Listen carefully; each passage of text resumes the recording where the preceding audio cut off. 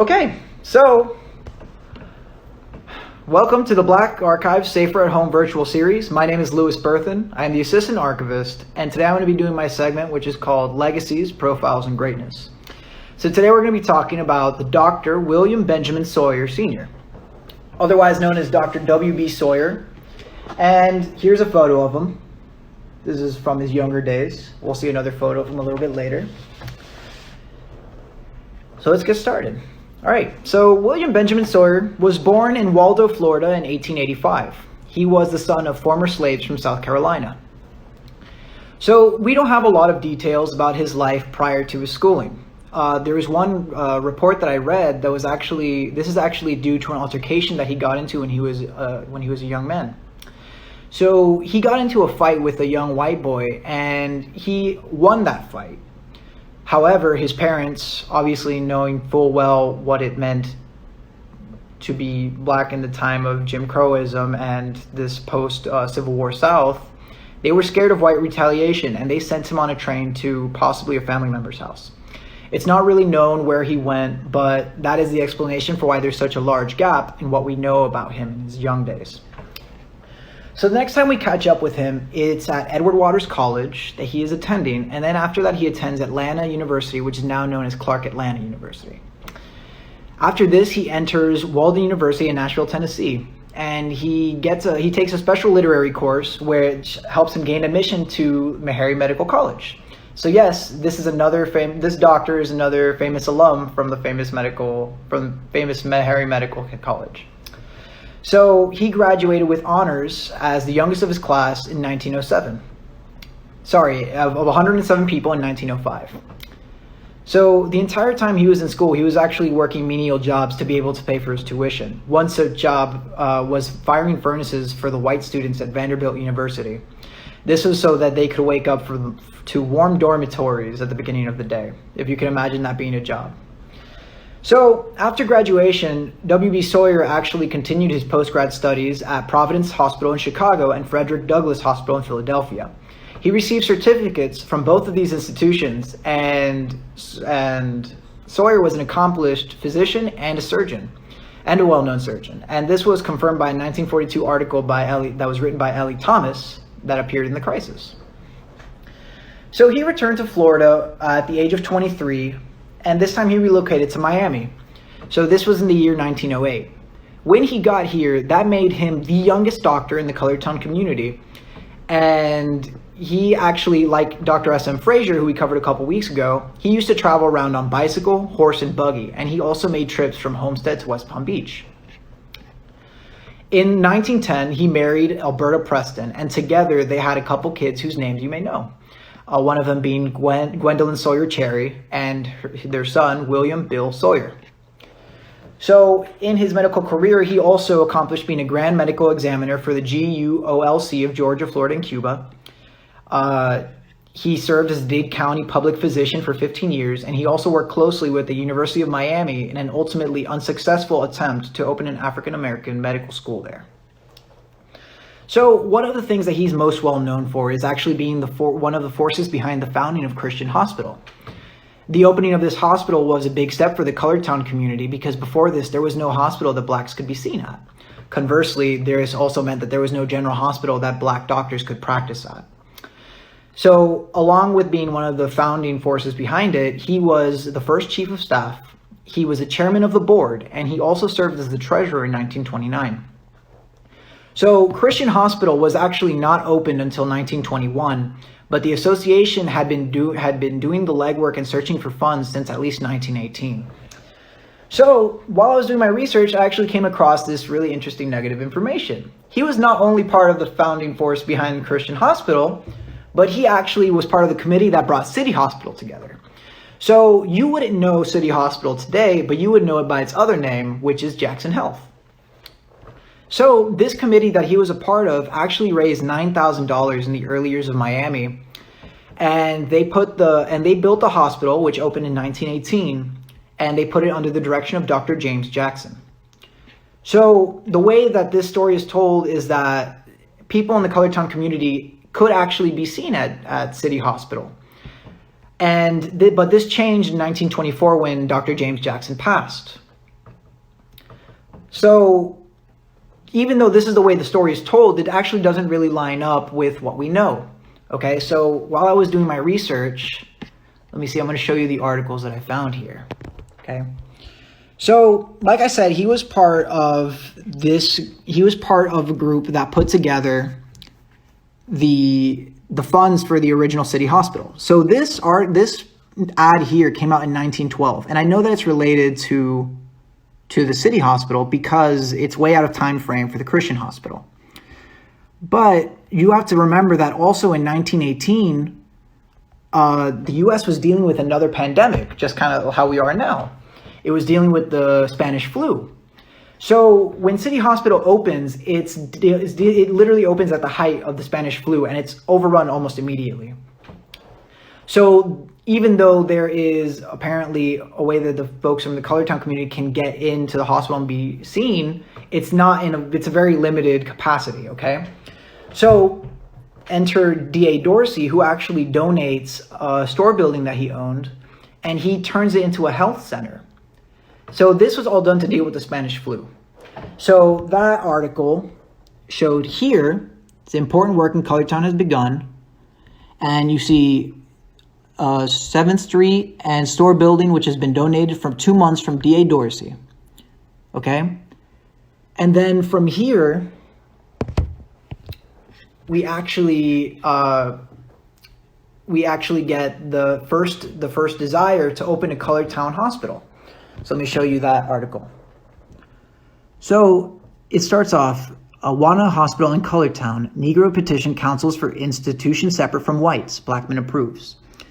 Petition for establishing a permanent hospital in Colortown, utilizing for this purpose the money which is used for the operation of a colored ward at the city hospital, was made to the city council last night in communication from the Booker T. Washington Community Center by a personal appeal of the delegation of physicians and businessmen from the Colortown. And this second paragraph is important. It was pointed out that the advantages of such an institution in Colortown were demonstrated during the recent influenza epidemic when a temporary hospital was opened in Colortown by the city as an emergency measure. It's interesting how they don't give D.A. Dorsey credit for doing that.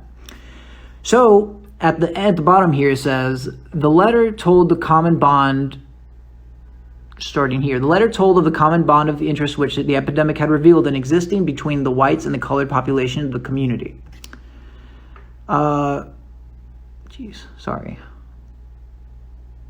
the white citizens and their welfare during that time. It was suggested in that letter that it would be better for both the whites and the colored population to have separate hospitals for the colored people, and it would inspire the colored people to adopt more sanitary living conditions.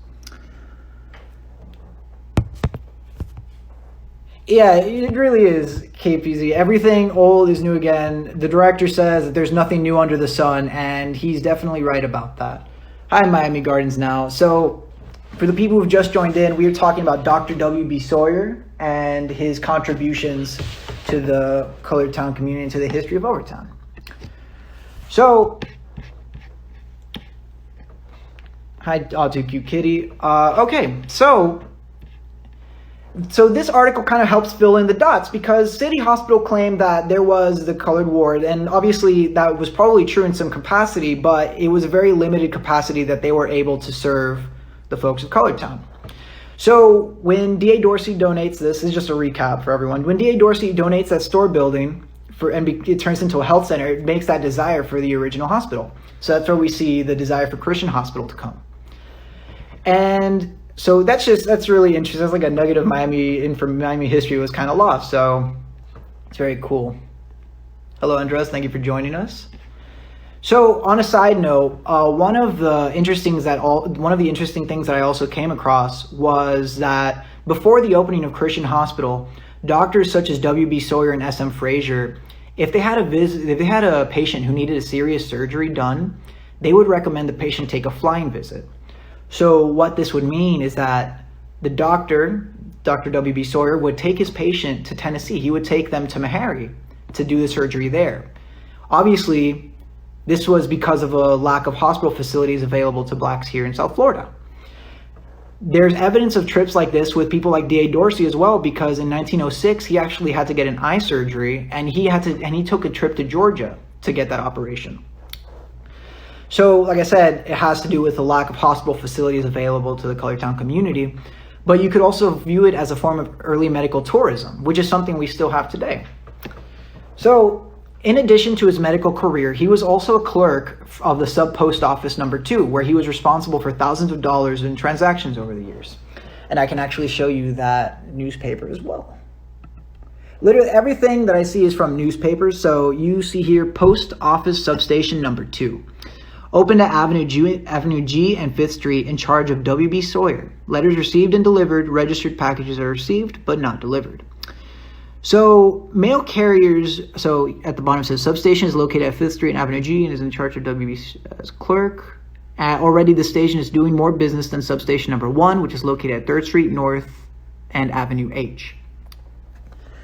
So while I can't definitively say that this was the first post office or anything in the Colortown community because mail carriers were already a thing, this is the first the written thing that I've seen, a written post of it that makes note of it, and this was in 1914. So it's possible that this is one of the first post offices in Colortown. So let's continue here. All right. So he also, Dr. W.B. Sawyer, also helped with the World War I effort. He was the city chairman for the Colored Board of Trade, and he also helped with the War Saving Stamp Drive and the Liberty Loan Drive. We've discussed these before. He also registered for World War I, and I can actually show you that document, his registration papers. So, sorry, let's do this. You can see right here, this is the World War I registration card. You see his name, William Benjamin Sawyer, the address that he lived at, his birth date, physician surgeon, born in Miami-Dade. You see his wife, Alberta Sawyer. And on this side, on the register's report, it describes the height, build, color of eyes, color of hair. And you can see here that the register was Chaz S. Thompson, who is another Overtown figure. So yeah, this is a lot of connections between these figures in Overtown's history. Let's continue. So,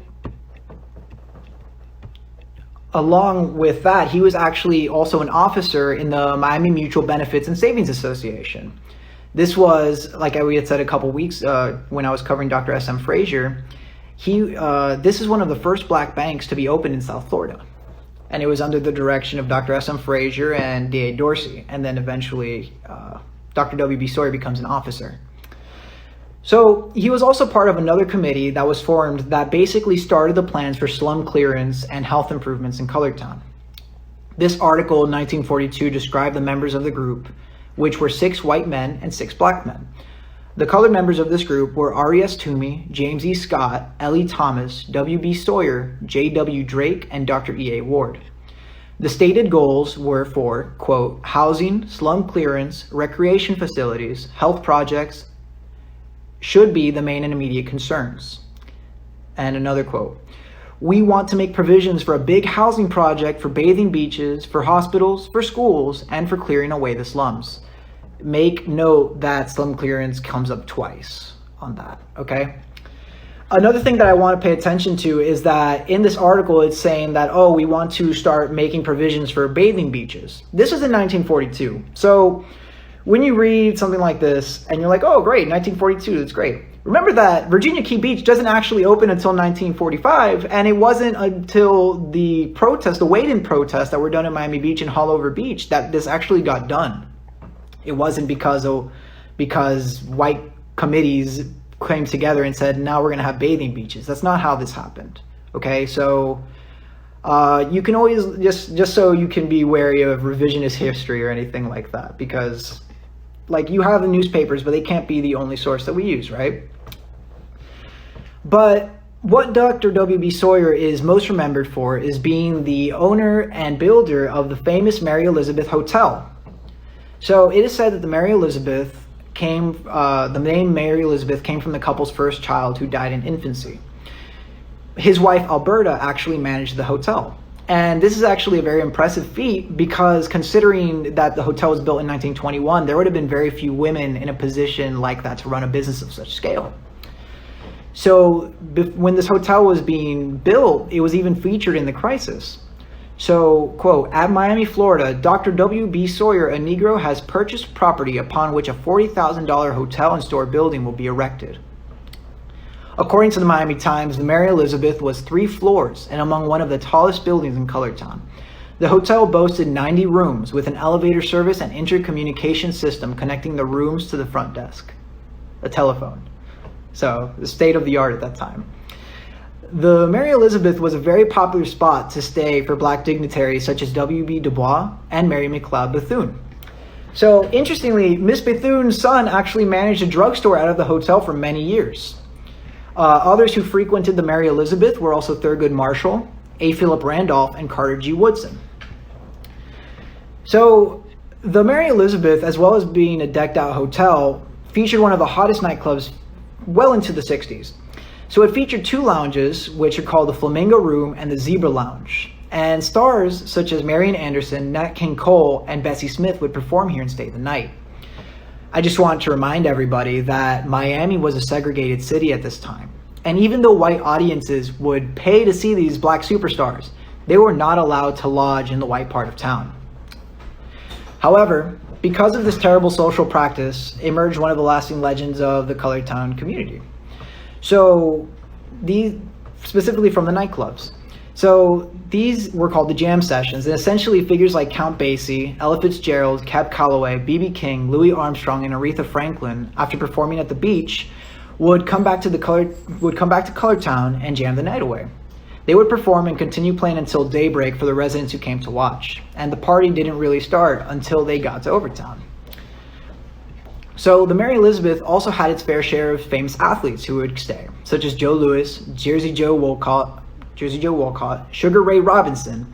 They also had baseballers like Roy Campanella and Jackie Robinson stay in the hotel. So Dr. Sawyer's work was not done here, however. He also extended his business into building a $500,000 housing project called Alberta Heights in the Brown subdivision. So this is now known as Brownsville. Fidel Castro also stayed at the hotel. I hadn't seen that, but I wouldn't be surprised because they did have that. Cuba and South Florida had a very close connection before everything that happened with Fidel in 1959. So it wouldn't surprise me that he also had stayed at the hotel. So according to the Miami Times, the complex had 80 units, and they claimed that Dr. W.B. Sawyer was the only colored man that we know of to build such a project in the South. He was named by the Miami Times the Outstanding Citizen in January of 1950, and unfortunately he passed a couple months later in July at age 66 due to complications as a result of a heart attack. He was viewed at Greater Bethel AME, where the spacious church couldn't handle the amount of people who came to pay their final respects. So he was succeeded by Gwen Sawyer Cherry, who became the first Black woman lawyer in Miami and the first from the community to be elected to the Florida legislature. Bill Sawyer, his son, took over the management of the hotel and was famed for his dining room addition, which is a very fine one indeed. So, unfortunately, the Mary Elizabeth was torn down in 1983, but it actually started facing its problems much earlier than that. In the late 1960s, law enforcement started cracking down on the hotel for health violations, liquor license violations, and gambling and supposedly sex workers. However, I think it's worth getting into, so I'm going to show you guys a couple photos of the Mary Elizabeth and the Zebra Lounge. So, this is the Mary Elizabeth in 1981. It was built in 1921, and so it's already kind of falling apart a little bit at this point. Here's a photo of the Zebra Lounge, and this photo is actually, I can't tell you the exact date on it, but I can tell you that it's prior to 1953, because in this Orange Blossom Classic poster, you can see that it's called Florida A&M College. So Florida A&M College actually turned into Florida A&M University in 1953. That's how I know it was before that. So if we're going to talk, so Mary Elizabeth was in many ways was the legacy of Dr. W.B. Sawyer. And if we're going to talk about what happened to the Mary Elizabeth, it's really getting into the story of what happened to Overtown. So I'm going to kind of segue a little bit into I'm going to give you the best history I can. I know it's not a very linear story, but I'm going to give it to you as best as I can. So this starts way earlier than the I-95 and the construction of the expressways. This goes back to at least the 1920s, okay? Because in the 1920s, you basically have white realtors who are purchasing all the land in the Brown subdivision. And what essentially starts happening is that during this time, they're buying land and they're starting to, and like you have people like Kelsey Leroy Farr who are starting to buy land in the Brown subdivision. What the vision was here by these white realtors is that Miami expanded so quickly that they wanted to start taking that northwest quadrant. Remember that the northwest quadrant is where Colortown was. That was the part that was dedicated for the Colortown community. So when the city started expanding, they wanted to start moving people north and start vacating Colortown. So in 1920, they start purchasing that land, getting things moving along, and nothing really happens on that front until Reverend Colmer's expose comes out. So Reverend Colmer's expose basically shows the conditions in the slums, and it's terrible health conditions and terrible living conditions. So from here, the Miami government picks it up and starts saying, we need to start doing this for health reasons. And there's a bunch of propaganda that you can see on what Miami was posting at the time. So essentially, when this starts happening, by the end of the 1930s, you have the Liberty Square project opened. So that was the first multi-million-dollar federal housing project in South Florida. And that was already Liberty City. So they start moving people north, right? And by the 1940s, you still have slum clearance programs going on. You still have these talks happening. You have complexes starting to be built going more north. In 1940s, you also have the war, so it kind of gets slowed down a bit. By the 1950s, they start planning out the Transportation Act that's signed by Dwight Eisenhower. So then they start planning out where are we going to put these expressways to these mass transit systems. Originally, they actually had planned to put the expressway over the railroad. Of course, this didn't fly because obviously it wouldn't pass with the slum clearance portion of what they wanted. There was the quiet part that wasn't said out loud, right? So I can actually show you photos of the interstate when it's first being built. So over here, this would be the area that we now know as Overtown because this is looking west. And so everything that was here was all homes and businesses that were torn down. All right. This is another, like a slightly better photo looking south. And you can see how closely this affected the Overtown community. This is Mount Zion right here. This is Greater Bethel AME over here. This is the Carver Hotel. I believe that over here is the Sir John. And 2nd and 7th would be over here. So the Mary Elizabeth is probably around this corner. But again, this is all just to point out, this is all full of businesses and homes. All these people were cleared out by the end of the mass transit system's construction. 10,000 homes have been displaced. By the end of the 70s, Overtown's population had literally been cut in half. So you have this thriving community center that has now been pretty much decimated. And in the middle of all that, you have 1964, you have the Civil Rights Acts that are passing, right? So integration is happening. And while obviously this is a good thing, there were consequences. It's taking money from what was literally a black self-sufficient economy and just taking that money and putting it elsewhere. So already you can see there was many factors that were contributing to the fall of Overtown. And so this is just one last photo in 1983 of the Mary Elizabeth being torn down. So I have one more photo of Dr. W.B. Sawyer when he would passed away. So this is him a little bit older. So there was a lot that happened. It's a lot of different moving pieces through through many decades. But I think it's worth telling the story because obviously it's what happened to Overtown, but I think it's very connected with what he built and what he wanted for Overtown. So that pretty much covers his life. It covers everything in his story. If I have any questions, I'll take them now. Remember that tomorrow we have the virtual field trip with the director, Timothy Barber, at 12 p.m. And we also have the Lyric Live from the Living Room edition at 8 p.m. So thank Thank you, KPZ. I know it was a lot. I think the city hospital committee thing was a huge find, and it's great because I know that early history gets lost a little bit, because I know that Jackson Health likes to say that they served everybody when they first opened, and I guess in a very limited way with like an asterisk behind it, right? And it shows you, because then you literally see the progression where it's like, well, now we have this hospital, this health center that was created here through D.A. Dorsey, and that leads straight into Christian Hospital like 3 years later. So it was a lot of fun for me. I did have fun going through all this and connecting dots. So like I was saying, and at 11 a.m. on Saturday, we have Storytime in Color with Camila Pritchett. So please be sure to join for that. It's gonna be a lot of fun. And yeah, so any questions, I'll take them. Sorry if you droned out a little bit on the little history lesson, but it was important. So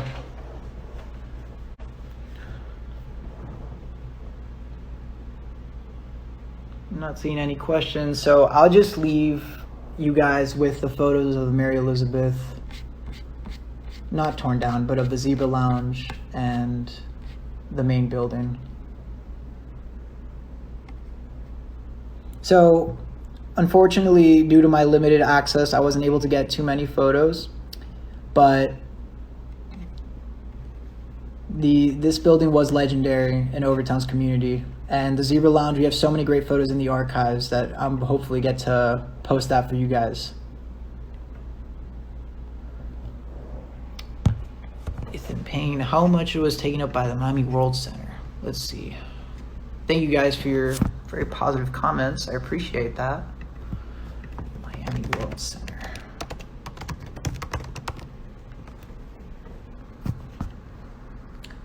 So the Miami World Center is very far to the beach. That area, as I understand it, was not really taken up by what was known as Color Town. It was something that was already probably part of the white part of town. So that's an interesting question. I'll look more into that. That's my understanding as of it now. Thank you guys, Pink Rose and Trace, for joining. I'm sorry I just kind of finished up, but I was talking about Dr. William Benjamin Sawyer. So hopefully you guys can stay on and watch it afterwards. So thank you guys for joining in. I appreciate you. Stay safe out there. I will be here next week, and hopefully I'll see you guys next week. Have a good one.